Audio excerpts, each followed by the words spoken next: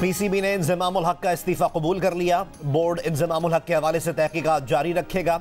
इंजमामुल हक के इस्तीफे के बाद इनकी सिलेक्शन कमेटी का बरकरार रहना भी मुश्किल। इंजमामुल हक के बयान पर मौक़िफ़ देते हुए पीसीबी ने कहा कि इंजमामुल हक की ईमेल मिल गई है, तहकीकात कर लें फिर जवाब देंगे, इन्हें बुलाएंगे भी। इंजमामुल हक को खूब पता है कि तहकीकात मफादात के टकराव की हो रही हैं। तहकीकात पर इंजमाम को मीडिया से बात नहीं करनी चाहिए थी। वो इस्तीफा देकर 6 महीने तक मीडिया से बात नहीं कर सकते। चेयरमैन पीसीबी पर यह इल्ज़ाम दुरुस्त नहीं कि वो दूसरों पर जिम्मेदारी डाल रहे हैं। टीम अच्छा करे या बुरा, क्रिकेट बोर्ड टीम के पीछे खड़ा है। 3-4 महीनों के एक्सटेंशन की बात इंजमाम की ज़ाती राय हो सकती है। पीसीबी ने चेयरमैन के बयान की वजाहत में कहा कि उनका मतलब ये था कि सबको फ्री हैंड दिया है, कोई तब्दीली नहीं की। इंजमाम बड़े क्रिकेटर हैं, बोर्ड उनकी इज्जत करता है।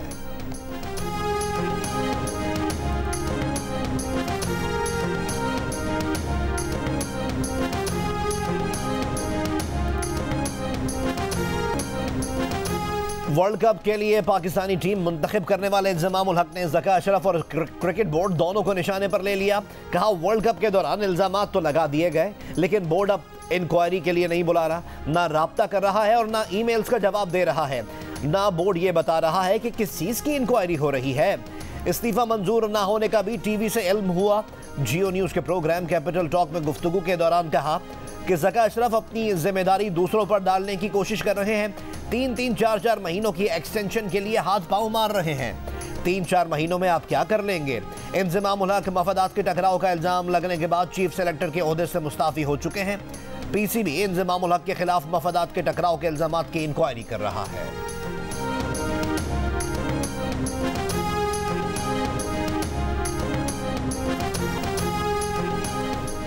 पाकिस्तान का तालिबान की हुकूमत पर कलअदम टीटीपी के दहशत गर्दों की सहूलतकारी का इल्ज़ाम। दहशत गर्दी में मुलव्वस पाकिस्तानियों को पाकिस्तान के हवाले करने का मुतालबा। गैर कानूनी मुकीम अफगान शहरियों की वतन वापसी की पॉलिसी भी जारी कर रखने का ऐलान।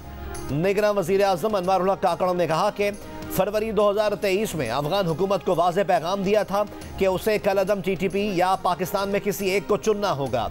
अफगान हुकूमती शख्सियात ने पाकिस्तान के खिलाफ गैर जिम्मेदाराना, गुमराहकुन और अफसोसनाक बयानात दिए। पाकिस्तान की बार बार की दरख्वास्तों के बावजूद कलअदम टीटीपी के खिलाफ कार्रवाई नहीं की। उल्टा दहशत गर्दी के कई वाक़यात में अफगान हुकूमत की सहूलतकारी के शवाहिद भी मौजूद हैं। अफगान हुकूमत का मुस्बत रद्द-ए-अमल ना आने पर मामलात खुद ठीक करने का फैसला किया है। गैर कानूनी तौर पर मुकीम गैर मुल्कियों को इनके वतन वापस भेजने का इखलाकी और कानूनी हक हासिल है। अमरीका समेत कोई मुल्क दबाव नहीं डाल सकता। अफगानिस्तान बरादर मुल्क पाकिस्तान से अच्छे ताल्लुकात चाहता है। अफगानिस्तान में असलहा महफूज है, किसी गैर जिम्मेदार के हाथ नहीं लगा।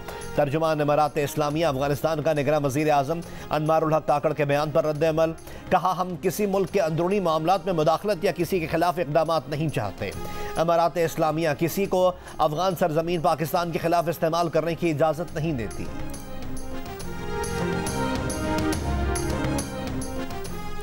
माजी में भी दहशत गर्दी के वाक़यात में गैर कानूनी अफगान मुलव्वस थे।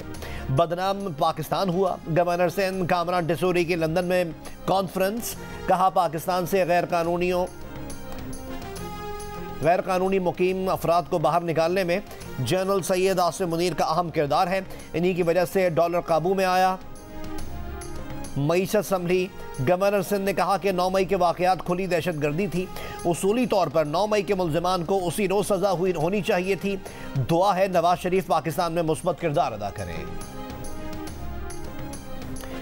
पीटीआई को लेवल प्लेइंग फील्ड दिलवाने के लिए सदर मुमलिकत आरिफ अलवी का निगरां वज़ीर आज़म अनवारुल हक काकड़ को खत। सियासी वाबस्तगियाँ रखने पर जबरी गुमशुदगियों और सियासी वफादारियाँ बदले जाने को बायस तशवीश करार देकर सदर मुमलिकत ने खत में ख़वातीन सियासी वर्कर्स की तवील नज़रबंदी का मामला भी उठाया। लिखा कि अदालती रिलीफ के बावजूद दोबारा गिरफ्तारियाँ मामले को मज़ीद हसास बना रही हैं। हमवार सियासी मैदान सबका हक है। सदर ने निगरां वज़ीर आज़म से कहा हर शहरी का हक है कि वो किसी भी सियासी जमात का रुकन हो और उसे इजहार राय की आज़ादी हो। सदर ने आर्टिकल 19 के तहत आज़ाद प्रेस की अहमियत को भी उजागर किया। सदर मुमलिकत ने पीटीआई के रहनुमा उमर अयूब की जानिब से लिखा गया खत भी निगरां वज़ीर आज़म को भेजा।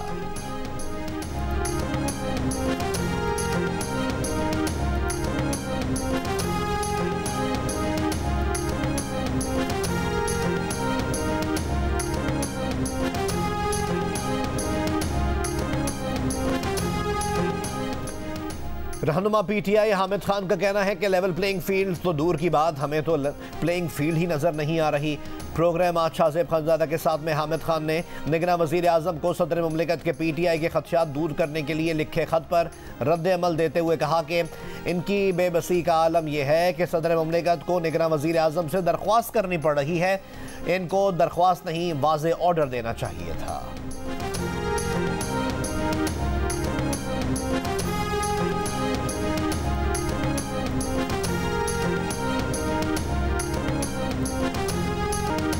बिलावल भुट्टो जरदारी ने मुस्लिम लीग नून को ना कर दी। कहा, जब तक नून लीग का बयानिया वोट को इज्जत दो था, हम साथ चलते थे। जब बयानिया तब्दील हुआ तो साथ चलना मुश्किल हो गया। MQM और मुस्लिम लीग नून इत्तेहाद का नुकसान दोनों जमातों को होगा।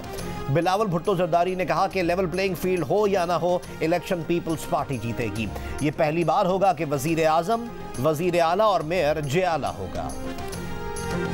IMF का रिटेलर्स, एग्रीकल्चर, रियल एस्टेट पर टैक्स आयद करने का मुतालबा। IMF और FBR के दरमियान टेक्निकल सतह के मुज़ाकरात। टैक्स कलेक्शन में शॉर्टफॉल हुआ तो रिटेलर्स पर दिसंबर के बाद से फिक्स्ड टैक्स आयद किया जा सकता है। 4 दिन वो इम्पोर्टेंट है। कल का दिन तो हम इतना, क्योंकि यौम इकबाल है, तो हम इतनी सख्ती नहीं करेंगे, लेकिन जुम्मा, हफ्ता, इतवार बहुत सख्ती होएगी और लोगों को हम बाहर निकले। 144 लगा है तो हम निकलने की इजाज़त नहीं देंगे। लाहौर, ननकाना साहब, शेखुपुरा, कसूर, गुजरावाला, हाफिजाबाद, सियालकोट और नारोवाल समेत स्मॉग से मुतासरा पंजाब के इजला में 10 नवंबर की छुट्टी होगी। नोटिफिकेशन जारी। जुमा, हफ्ता और इतवार की छुट्टी के दौरान दफा 144 नाफिज।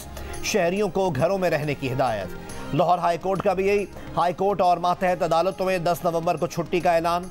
दुनिया के आलूदा तरीन शहरों में लाहौर बुध को भी सरे फहरिस्त रहा। स्मॉग से फैलने वाली बीमारियों में इजाफा। लाहौर में आज से शुरू होने वाला गवर्नर्स कप गोल्फ टूर्नामेंट मुलतवी।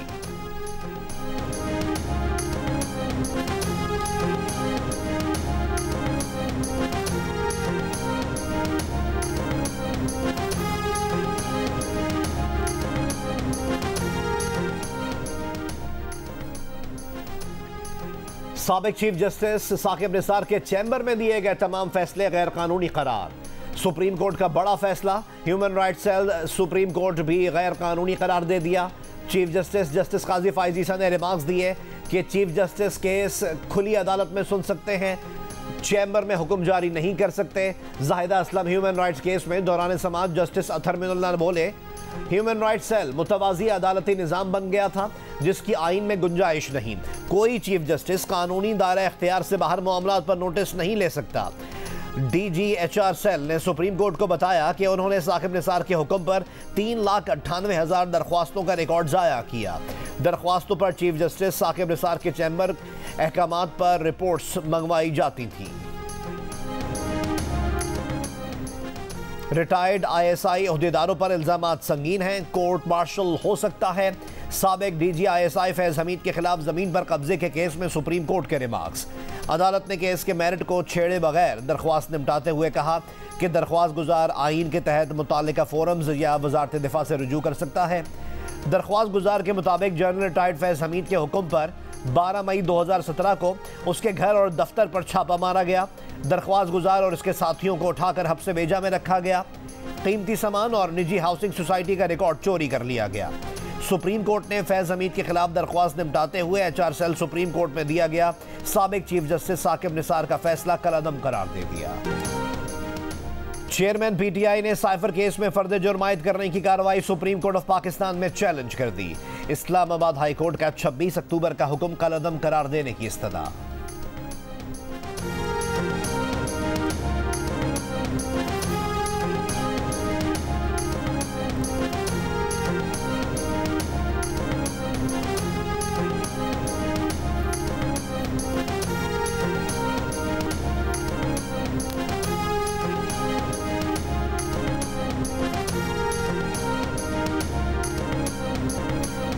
मियां मोहम्मद नवाज शरीफ सियासी दर्जा हरारत कम करने में किरदार अदा करें, फवाद चौधरी का मशवरा। अदालत पेशी पर मीडिया से गुफ्तगू में कहा कि PTI और PDM के मुज़ाकरात नाकाम नहीं हुए थे, अब भी मुज़ाकरात हो सकते हैं, होने भी चाहिए। फ्रॉड केस में फवाद चौधरी 14 रोज के जुडिशल रिमांड पर अडयाला जेल मुंतकिल। फवाद चौधरी के खिलाफ मकान पर कब्जे का मुकदमा भी जेहलम में दर्ज।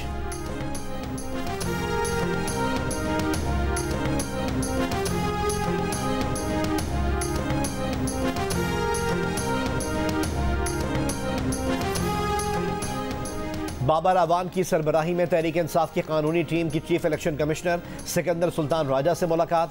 पीटीआई के इंट्रा पार्टी इलेक्शन में बेजाब्तगियों से मुतालिक 23 सितंबर को महफूज किया गया फैसला जारी करने का मुतालबा। मुलाकात के बाद पीटीआई के बैरिस्टर गौहर ने बताया कि इन्होंने पार्टी का charter of demand election commission को दे दिया है। इलेक्शन कमीशन ने कहा कि बल्ले का निशान पीटीआई का ही होगा, कोई चेयरमैन माइनस नहीं होगा, जो चेयरमैन पीटीआई हैं वही रहेंगे।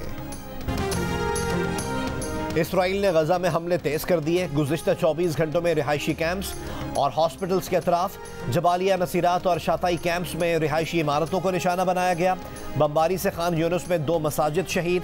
24 घंटों में 300 फ़लस्तीनी शहीद। 33 रोज में शहदा की तादाद 10,500 से ज़्यादा हो गई। इसराइली तैयारों का जान बचाने वाले तिब्बी सामान के काफिले पर भी हमला। अल-कुद्स हॉस्पिटल में ईंधन खत्म होने के करीब। गजा पट्टी के आधे से ज्यादा हॉस्पिटल्स नाकाबिल इस्तेमाल हो गए। गजा सिटी में अल-कस्साम ब्रिगेड्स के हमले। मिसाइलों से इसराइली फौज की 10 से जायद गाड़ियों और 4 फौजी टैंक्स तबाह कर दिए। गजा के जुनूब में इसराइली फौजियों के काफिले को गाइडेड मिसाइल्स से निशाना बनाया गया।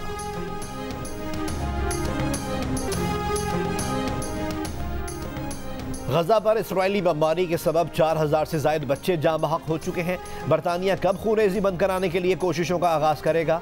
बरतानवी रुकन पार्लियामेंट नाज शाह पार्लियामेंट में गजा के बच्चों की हालत ज़ार बयान करते हुए आपदीदा हो गई। कहा, अक़वाम मुत्तहिदा के सेक्रेटरी जनरल ने गजा को बच्चों का कब्रिस्तान करार दिया। एक वीडियो में मलबे से निकाली गई बच्ची अपने अंकल से पूछ रही थी क्या वो मर गई है और इससे कब्रिस्तान ले जाया जा रहा है। इस उम्र के बच्चे कब्रिस्तान जाने की नहीं, खेल के मैदान में जाने की बातें करते हैं। अफजल खान ने कहा कि ऑक्सीजन की फराहमी बंद किए जाने से गजा के हॉस्पिटल मुर्दा खानों में तब्दील हो रहे हैं। हुकूमत से सवाल किया कि आया ये सूरत हाल फौरी जंगबंदी की मुतकाजी नहीं?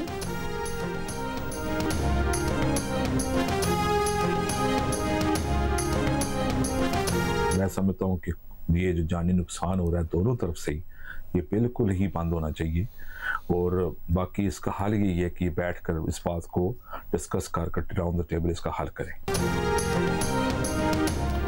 इसराइल के वहशियाना हमलों से हमें बचा लो, गजा के बच्चों की दुनिया से फरियाद।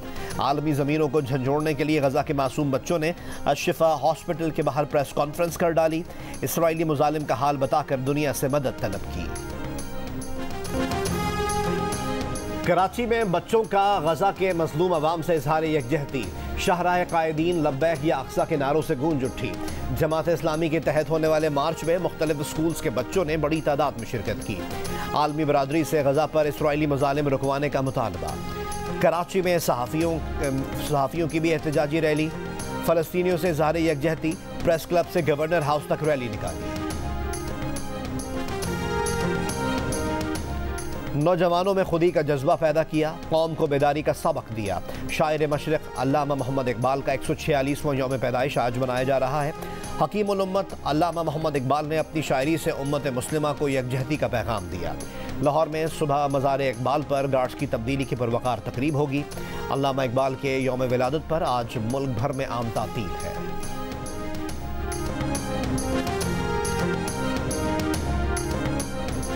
आईसीसी वर्ल्ड कप में मुसलसल 5 शिकस्तों के बाद इंग्लैंड ने नीदरलैंड्स को 160 रन से हरा दिया। इंग्लैंड ने 9 विकेटों पर 339 रन बनाए। बेन स्टोक्स ने 108 रन की इनिंग्स खेली। नीदरलैंड्स की टीम 179 रन बनाकर आउट हो गई। इंग्लैंड से पाकिस्तान को कोई खतरा नहीं, लेकिन हल्का नहीं लेना चाहिए। इमाद वसीम की प्रोग्राम हारना मना है में गुफ्तगू। अब्दुल रज़ाक बोले, इंग्लैंड अपनी पूरी कुव्वत के साथ नहीं खेला। मोहम्मद आमिर का कहना था कि श्रीलंका खतरनाक है, न्यूजीलैंड पर दबाव होगा।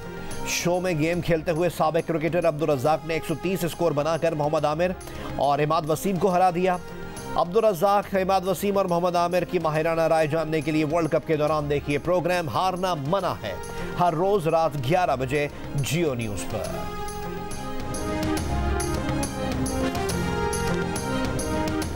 और और दिल का रिश्ता ऐप ने हादिया को फिर दुल्हन बना दिया। शादी के 1 महीने बाद ही तलाक का दुख सहने वाली हादिया को कमाने लड़के अहमद ने अपना हमसफर चुन लिया। दोनों बेहद खुश हैं कि पाकिस्तान की नंबर 1 रिश्ता ऐप ने इन्हें मिलवा दिया।